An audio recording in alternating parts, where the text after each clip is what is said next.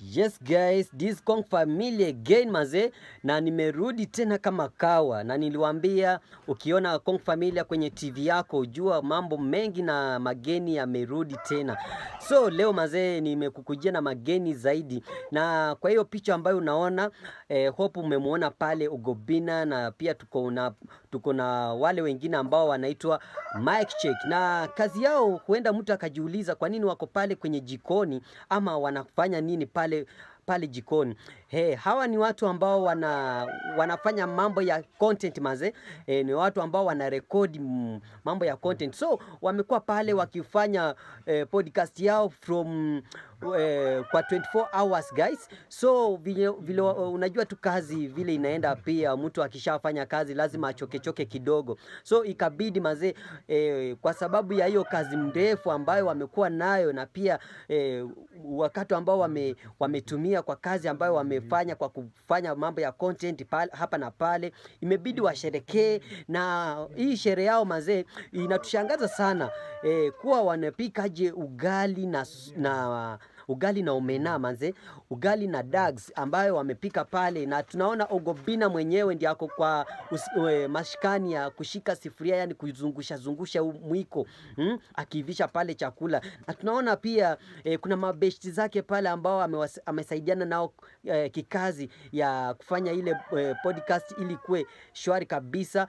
Na pia kando na hiyo wameweza kuinvite wale mabig artist ambao pia wataweza kusherekea nao wakiwa kwa pamoja, wakisherekea pale ugali na dags na omena maze. Unajua pia sisi tumezoea, Wakenya wamezoea life ya juu, ingawa pia mnapenda ile mambo ya kudish nyama, kudish kuku fry whatever, but sometimes pia mnajaribu at least pia kujaribu hii chakula ya Waluya ama chakula ya Wajaka, inaitwa ugali omena ama ile samaki ndogo. Kama ushai kula ama kama hujai kula, this the sweetest food maze. Siku moja pia jaribu. Ule jamaa analalamika manzu na mcheki ati mmeniekea kadogo nye. Itabidi tu azoe, kwa sababu pia mumekuja wengi maze. Ilikuwa chakula ya watu kama 5, lakini wase wamekaa vibaya sana, walialika mtu mmoja lakini wase wenye wamejisomba pale wamekuwa over than 10 people, hata wanapita. So ikawa dati kila mtu utapata kijiko moja ya omena, na I hope ukiangalia pale kila mtu anapata kadogonye. Ikiwa ni mimi ambaye ni Mluya manze, hiyo iwezi nitosha, na sidhani kama pale kuna Mluya. So guys, hiyo ndio imekuwa story yetu ya leo. Thank you for watching. Thank you kabisa. Tukutane tena baadaye.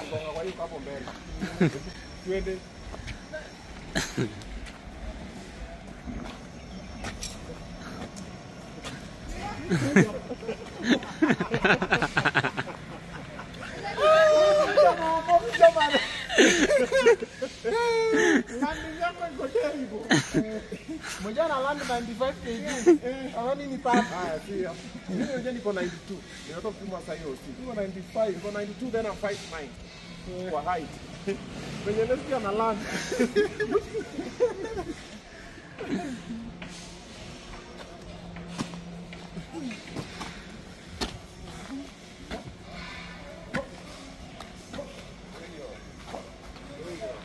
Kangaroo. Hebu mmoja apige mbili. Mmoja tujaribu. Mmoja anataka surprise. Mmoja can surprise us. Acha anzie huko.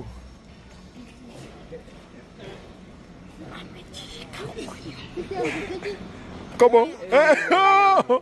Wewe hebu. Wewe.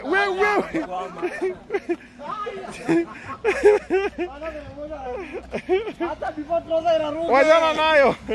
Our handsome Luya ama Luo guy.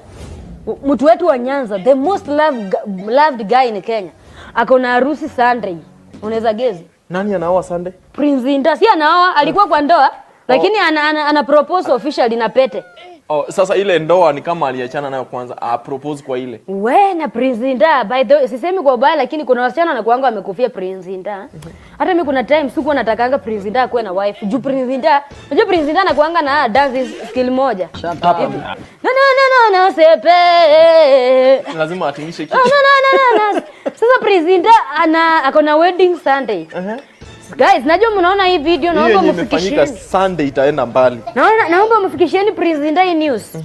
Anialike, nisikose. Nda collect aje data. Ingieni kwa maniniza Prince Indah. Sema alika demo wa Facebook, alika.